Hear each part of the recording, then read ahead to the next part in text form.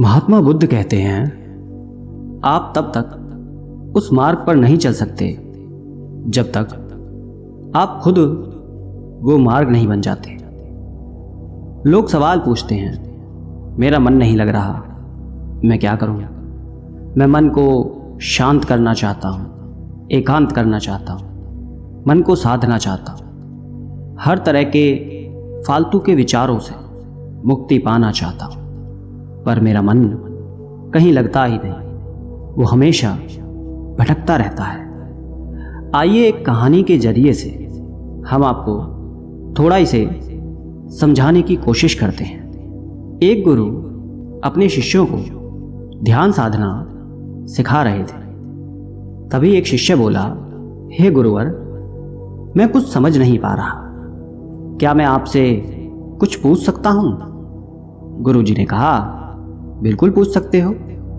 शिष्य ने कहा, जैसे मैं पानी पीता हूं तो मेरी प्यास बुझ जाती है, या कोई भी पानी पीता है तो उसकी प्यास बुझ जाती है, तो ये ध्यान के संबंध में ऐसा क्यों नहीं होता?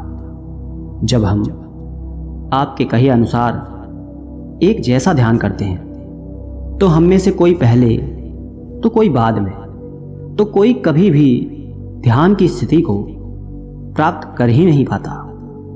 ऐसा क्यों होता है?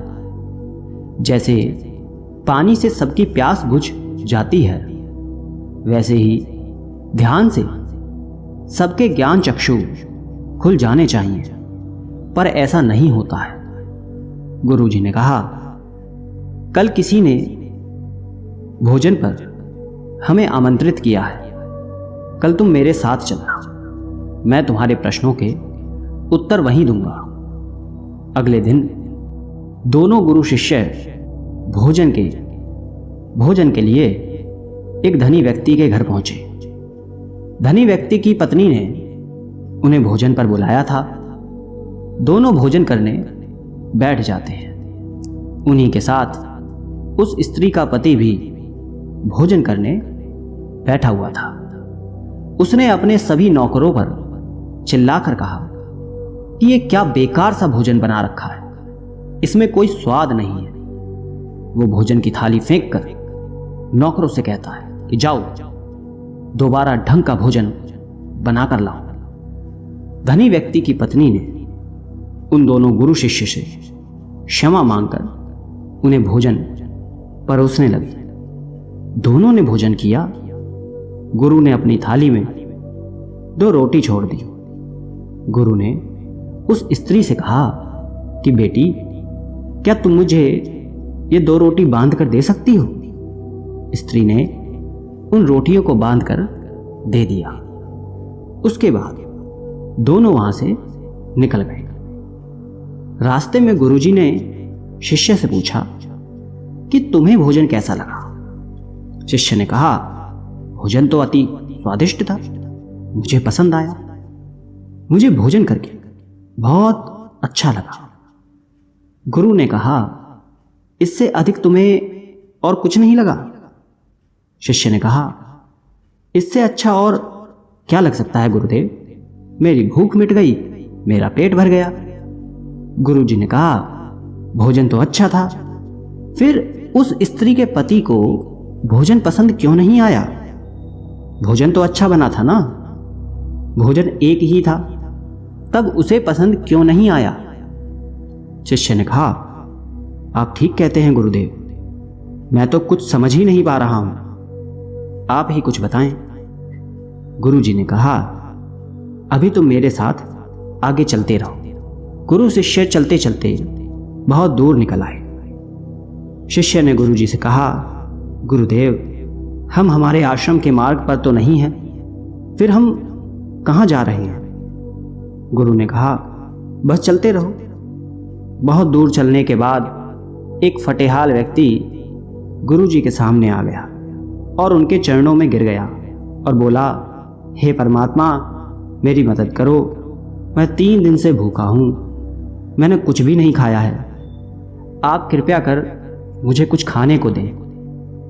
गुरुजी ने उस व्यक्ति को एक पेड़ के नीचे बिठाया और उन 2 रोटियों को निकाल कर दिया जो उस महिला ने उन्हें बांध के दी थी। रोटियों को देखते ही उस गरीब व्यक्ति की आंखों में चमक आ गई। उसने तुरंत उन 2 रोटियों को लेकर खा लिया। खाते समय उस व्यक्ति की आंखों से आंसू निकल रहे थे। वो रो रहा था और खाता जा रहा था और हाथ से इशारे कर रहा था, जैसे वो किसी अदृश्य शक्ति को कह रहा हो कि तेरा धन्यवाद इस रोटी के लिए। खाने के बाद उसने गुरुजी को प्रणाम किया और धन्यवाद कहा। गुरुजी ने उस व्यक्ति से पूछा कि भोजन का स्वाद कैसा था। उसने कहा, स्वाद तो कहीं था ही नहीं, केवल जीवन था, परमात्मा और ईश्वर था। ये रोटियां नहीं थी, ये तो साक्षात जीवन था। ये कहकर वो व्यक्ति वहां से चला गया। गुरु ने शिष्य से कहा, देखो भोजन वही था, लेकिन एक व्यक्ति को उसमें स्वाद नहीं आता।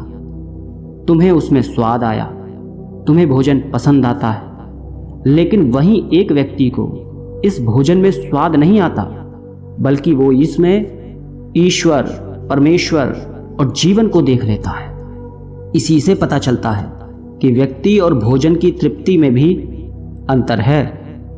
पहले व्यक्ति की इसमें कोई तृप्ति नहीं होती, तुम्हें थोड़ी तृप्ति होती है, और इस व्यक्ति को अनंत तृप्ति होती है। ऐसा ही ध्यान के संबंध में होता है। जिसको जितनी ज़्यादा प्यास होती है वो उतनी ही जल्दी मार्ग बना लेता है। उस शिष्य की जिज्ञासा का समाधान हो गया था, उसके प्रश्नों का उत्तर उसे मिल गया था, लेकिन प्रश्न का उत्तर अभी हमारे नहीं मिला। प्रश्न था, मन क्यों नहीं लगता? दोस्तों, जो लग जाए वो मन नहीं है। मन का स्वभाव ही है भागना। जब हमारे पास कोई चीज अत्यधिक होती है तब मन उससे भागने लगता है।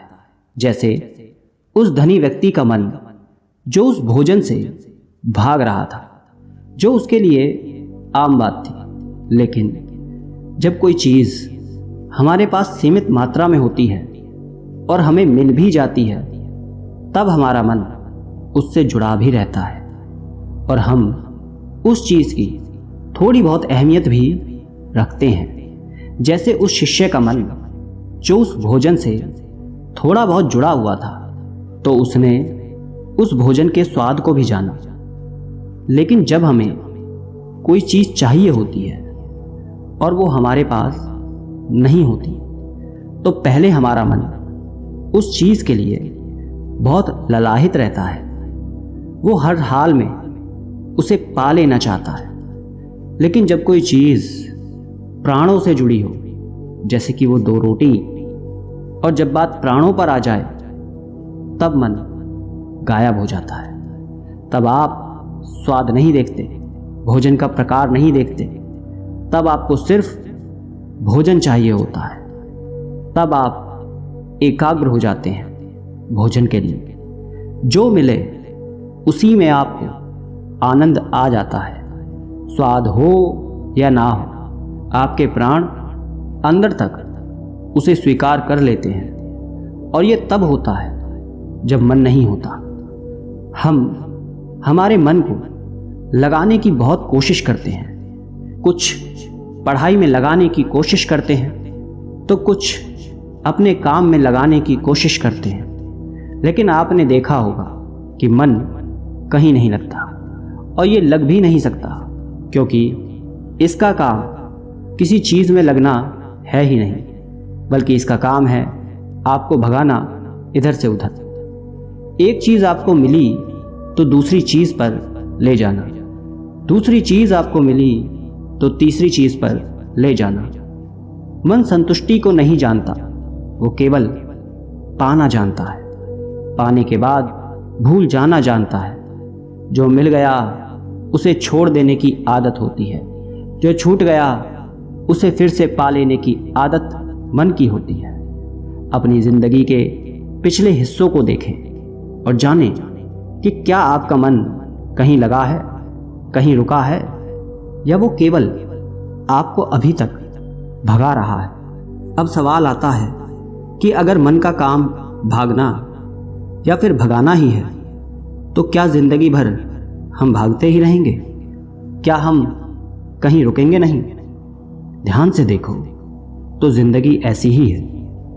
जन्म से लेकर मृत्यु तक इंसान भागता ही रहता है, कभी किसी चीज के पीछे तो कभी किसी दूसरी चीज के पीछे। लेकिन फिर भी कुछ इंसान अपवाद हो जाते हैं, फिर वो रुक जाते हैं, भागना बंद कर देते हैं। तब चीजें उनके पीछे भागती हैं, वो किसी चीज के पीछे नहीं भागते। इसका सबसे बड़ा उदाहरण स्वयं गौतम बुद्ध है। हम आम लोग कैसे अपने जीवन में ठहराव ला सकते हैं, कैसे हम अपने जीवन में एकाग्रता ला सकते हैं, कैसे हम अपने जीवन में अपने मन को, अपने आप को नियंत्रित करने से रोक सकते हैं। और इसका एक ही रास्ता है, वो है ध्यान। ध्यान व्यवस्था लाता है, मन भागता है। ध्यान ठहराव बुलाता है, मन लालच देता है। ध्यान लालच को देखने की दृष्टि देता है। मन कहता है दूसरी चीज को पकड़ लो, ध्यान कहता है जो मिला है उसे जान ले। ध्यान एकाग्रता लाता है, लेकिन ध्यान को लेकर भी हम भ्रमित रहते हैं। ध्यान का मतलब आंखें बंद कर बैठ जाने को ही समझ लेते हैं। एक छोटी बच्ची बहुत अच्छी बांसुरी बजाती है, और जब वो बांसुरी बजाती है तब उसके सुर में खो जाती है, तब उसका मन गायब हो जाता है। उसके प्राण केवल उस बांसुरी की धुन में ही रम जाते हैं, और यही उसका ध्यान बन जाता है। लेकिन ऐसा इसलिए होता है क्योंकि इस लड़की को उस बांसुरी में रस आता है, आनंद आता है। यही उसकी प्रकृति है। वो वही कर रही है जो वो हो सकती है। एक अध्यापक है, जब वो अपने छात्रों को पढ़ाता है तो उसमें खो जाता है। वो अपने प्राणों से उस पढ़ाने का आनंद लेता है, उसमें रुचि है उसे। यही उसकी प्रकृति है। जब वो पढ़ा रहा होता है तब उसके मन में कोई हलचल नहीं होती। वो तब ना तो भूतकाल की बात सोचता है, ना भविष्यकाल की। वो केवल वर्तमान के क्षण में ही रहता है, और यही उसका ध्यान है। जो व्यक्ति जो है, अगर वो वही होने लगे तो उसमें स्वतः से ही ध्यान घटित होने लगता है, वो एकाग्र होने लगता है। लेकिन जब व्यक्ति कुछ होने की कोशिश करता है तो उसका मन हावी होने लगता है, एकाग्रता टूट जाती है, और तब हम भागते रहते हैं। सब कुछ पा लेते हैं, तब भी सोचते हैं कि कुछ रह गया है, और ये अधूरापन कभी पूरा नहीं होता। क्योंकि जो आप हो सकते थे, जो आपकी प्रकृति थी, वो आप नहीं हुए, बाकी सब कुछ हो गए। ऐसे ही आप हमेशा अधूरे रह जाते हैं, तब मन कहीं नहीं लगता। मन की प्रकृति ही लगने की नहीं है। जो लगता है वो एकाग्रता है, वो ध्यान है। और जहां आपको एकाग्रता मिल जाए, समझ लेना वही आपके लिए बना है, जिस पर चलकर आप संपूर्ण हो सकते हैं। दोस्तों, आपने क्या सीखा कमेंट करके ज़रूर बताना। धन्यवाद।